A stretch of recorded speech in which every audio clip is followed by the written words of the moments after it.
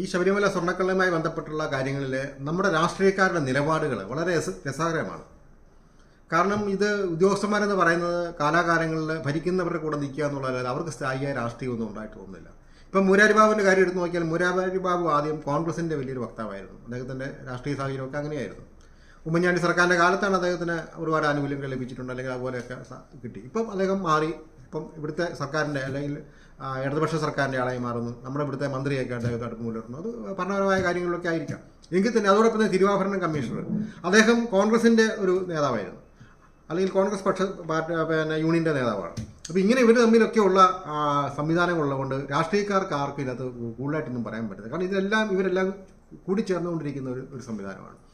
അതുകൊണ്ട് തന്നെ ഇപ്പോൾ നടക്കുന്ന ഈ സമരങ്ങളെന്ന് പറയുന്നത് ഒരു പ്രഹസനമായി മാറിക്കൊണ്ടിരിക്കുകയാണ്. ഇപ്പോൾ വാസവൻ്റെ വീട്ടിലേക്ക്, മന്ത്രി വി എൻ വാസവൻ്റെ വീട്ടിലേക്ക് 2 ദിവസത്തെ സമരം നടത്തി, BJP-ക്കാർ രാപ്പകൽ സമരം നടത്തി. അതുകൊണ്ട് അവരെല്ലാം കൈ ഒഴിഞ്ഞ് അവരങ്ങ് മാറിക്കഴിഞ്ഞു.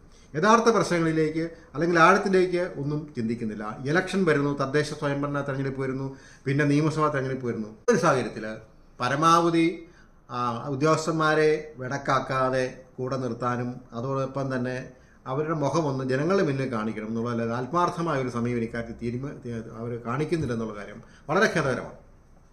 സ്വർണ്ണക്കള്ളയുമായി ബന്ധപ്പെട്ട അന്വേഷണം നടന്നുകൊണ്ടിരിക്കുകയാണല്ലോ. എന്നാൽ ഈ അന്വേഷണത്തിൽ കണ്ടെത്തിയ ചില വിവരങ്ങൾ, അതിലെ പ്രതികളിലേക്ക് പോകുന്ന ചില റൂട്ടുകൾ, ഇവയൊക്കെ ചില സംശയങ്ങൾക്ക് അല്ലെങ്കിൽ ആശങ്കകൾക്ക് ഇടയാക്കിയിട്ടുണ്ട്. പ്രധാനമായും പോറ്റിയിലും മുരാരി ബാബുവിലും എത്തി നിൽക്കുന്നതാണ് രീതിയിലാണ് ഇപ്പോൾ അന്വേഷണം മുമ്പോട്ട് പോകുന്നത്. പോറ്റി എന്ന് പറയുന്ന ആൾക്ക് കേരളത്തിൽ മാത്രമല്ല, അദ്ദേഹം ഒരു ഇന്ത്യൻ നാഷണൽ ഫിഗർ തന്നെയാണെന്ന് പറയാം. അദ്ദേഹത്തിൻ്റെ ആ കൊള്ളയുടെ അല്ലെങ്കിൽ അദ്ദേഹത്തിൻ്റെ അപകട ശൃംഖല എന്ന് പറയുന്നത് ഏതാണ്ട് രാജ്യം തന്നെ അല്ലെങ്കിൽ രാജ്യത്തിന് പുറത്തേക്കും വ്യാപിച്ചു കിടക്കുകയാണ്. അത് എത്രമാത്രം നമ്മുടെ പോലീസിന് ഈ അന്വേഷണ രംഗത്ത് അദ്ദേഹത്തെ നിന്ന് ചോർത്തിയെടുക്കാൻ പറ്റും എന്നുള്ള കാര്യത്തിൽ സംശയമുണ്ട്. അതുകൊണ്ടാണ് മറ്റ് രാഷ്ട്രീയ പാർട്ടികൾ തുടക്കത്തിൽ പറഞ്ഞിരുന്നു ഈ അന്വേഷണത്തിൽ CBI വേണമെന്ന് പറഞ്ഞിരുന്നു. എന്നാൽ ഈ അന്വേഷണ ആവശ്യത്തിൽ നിന്ന് കോൺഗ്രസും ഏതാണ്ട് BJP ഒക്കെ പിന്മാറിയ സാഹചര്യമാണ് ഉണ്ടായത്. ഒരു പോറ്റി മാത്രമല്ല ഈ അപകടം നടത്തിയെന്ന് എല്ലാവർക്കും അറിയാം. ഒരു മുരാരി ബാബു മാത്രമല്ലെന്ന് പറയാം. ഒരു മഞ്ഞുമലയുടെ അറ്റമാണ് ഇവർ രണ്ടുപേരും.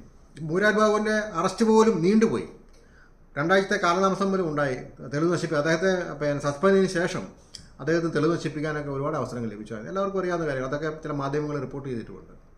അപ്പോൾ എന്തുകൊണ്ടാണ് ഇങ്ങനെ പോകുന്നത് വെച്ചാൽ, ഈ ഒരു CBI അന്വേഷണം ഒഴിവാക്കാൻ വേണ്ടിയാണോ ഇത്തരത്തിലുള്ള ഒരു അവധാനതയോടെയുള്ള നീക്കങ്ങളെന്നാണ് സംശയിക്കേണ്ടിയിരിക്കുന്നത്. അതോടൊപ്പം തന്നെ ശ്രദ്ധിക്കേണ്ട കാര്യങ്ങൾ, മുരാരി ബാബു എന്ന് പറയുന്ന ഒരു സമുദായ നേതാവിൻ്റെ തണലിലാണ് വളർന്ന് പന്തലിച്ചത്. അദ്ദേഹത്തിൻ്റെ രമ്യഹർമ്മത്തിൻ്റെ വാർത്തകളൊക്കെ അടുത്ത കാലത്തെല്ലാം മാധ്യമങ്ങളെല്ലാം വന്നു കഴിഞ്ഞു.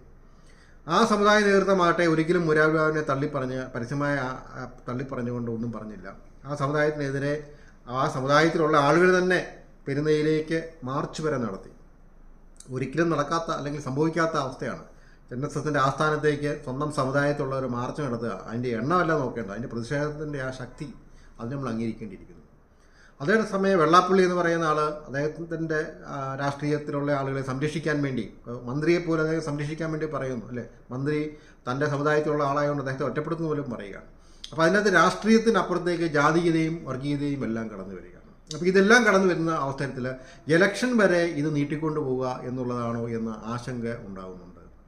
ശരിയായ രീതിയിൽ അന്വേഷണം വേണമെങ്കിൽ ഇതൊരു വലിയ ഗൂഢാലോചനയാണ്. ഈ ഗൂഢാലോചനയ്ക്ക് പിന്നിൽ ഉദ്യോഗസ്ഥരെ മാത്രമല്ല, ഇതിൻ്റെ പൊളിറ്റിക്കൽ സപ്പോർട്ടുണ്ട്. അതിന് ആ പൊളിറ്റിക്കൽ സപ്പോർട്ടിന് ഉൾപ്പെട്ടവരാരാണ്, അവയെപ്പറ്റിയുള്ള അന്വേഷണത്തിലേക്കാണ് പോകേണ്ടത്.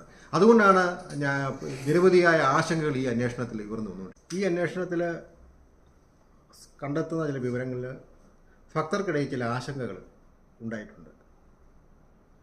ഏതാണ്ട് 2 ആഴ്ചയോളം പിന്നിട്ടു ഈ അന്വേഷണം.